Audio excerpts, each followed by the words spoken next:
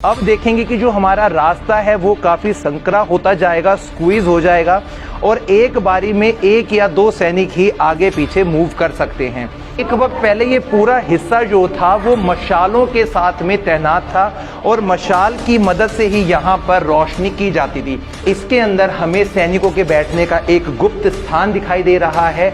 अगर कोई भी दुश्मन अचानक से इस दरवाजे से अंदर की तरफ आता है ना, तो उसको इस हिस्से में बैठा हुआ सैनिक एकदम से आक्रमण करके मार डालेगा। समर के अंदर यहाँ पर मुगल बादशाह शाहजहां रुकने के लिए आते थे और उन्हीं के द्वारा ये जो 12 दरवाजे बनाए गए हैं, इसी की वजह से इसे 12 दरी का नाम भी दिया गया है। किले को हर तरफ से सुरक्षा देने के लिए यहाँ पर नए नए तौर तरीकों का इस्तेमाल किया गया था तकरीबन 800 वर्ष पहले। ऊपर आने के बाद में राजा परिवार की सुरक्षा करने के लिए इस गेट को, जो कि लोहे का बना हुआ है, रेलिंग सिस्टम इसमें लगा हुआ था। और मैं आपको दिखाता हूँ, इसको इस प्रकार से धकेल कर आप इस लाइन से इसको बंद कर सकते हैं और कोई भी व्यक्ति उसके बाद में किले के अंदर प्रवेश नहीं कर सकता था। अब देखेंगे कि जो हमारा रास्ता है वो काफ़ी संकरा होता जाएगा, स्क्वीज हो जाएगा और एक बारी में एक या दो सैनिक ही आगे पीछे मूव कर सकते हैं। बारिश का पानी इन पहाड़ों से रिस रिस कर अंदर की तरफ आ गया है, जो आज के समय में काफ़ी ज़्यादा पानी से भरा हुआ भी हमें कई जगह दिखाई मालूम पड़ेगा।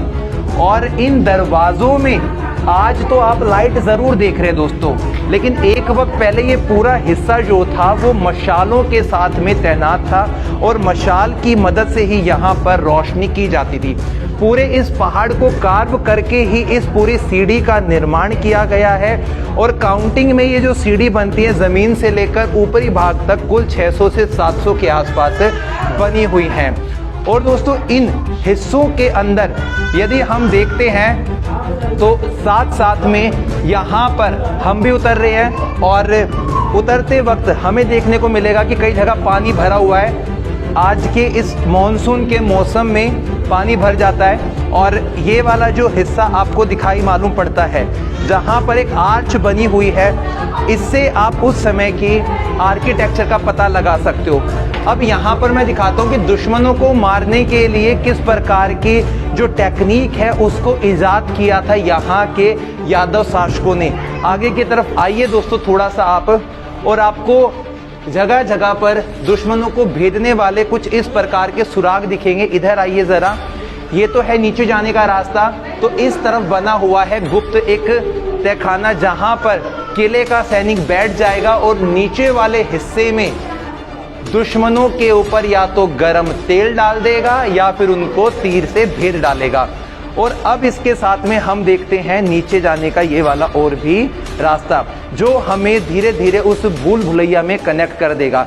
देखेंगे कई जगह रास्ता काफ़ी चौड़ा है तो कई जगह रास्ता जो है वो और भी ज़्यादा पतला हो गया है, यानी कि दुश्मनों को ऊपर आने की किसी भी तरीके से इजाज़त नहीं दी जाती थी यहाँ के शासकों के द्वारा, यहाँ के वास्तुकारों द्वारा।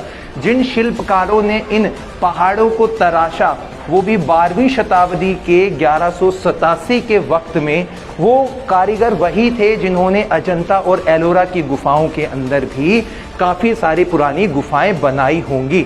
और आज के वक्त में हम जब देवगिरी के दौलताबाद के इस किले को देखते हैं तो इसके अंदर हमें सैनिकों के बैठने का एक गुप्त स्थान दिखाई दे रहा है।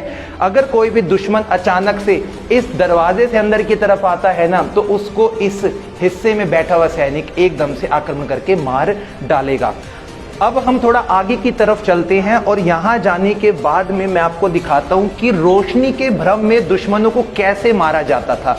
दोस्तों इस वाले हिस्से में दीपक लगा दिए जाते थे और वो जो दीपक थे ना, केवल नीचे की तरफ ही रोशनी किया करते थे, ना कि ऊपर वाले हिस्से में। और जो दुश्मनी सैनिक होते थे ना, वो उस रोशनी को देखते हुए इस भूल भुलैया में अटक जाया करते थे और आपस में ही एक दूसरे को मार दिया करते थे और इन छोटे गुप्त तहखानों में बैठे रहते थे यहाँ के सैनिक।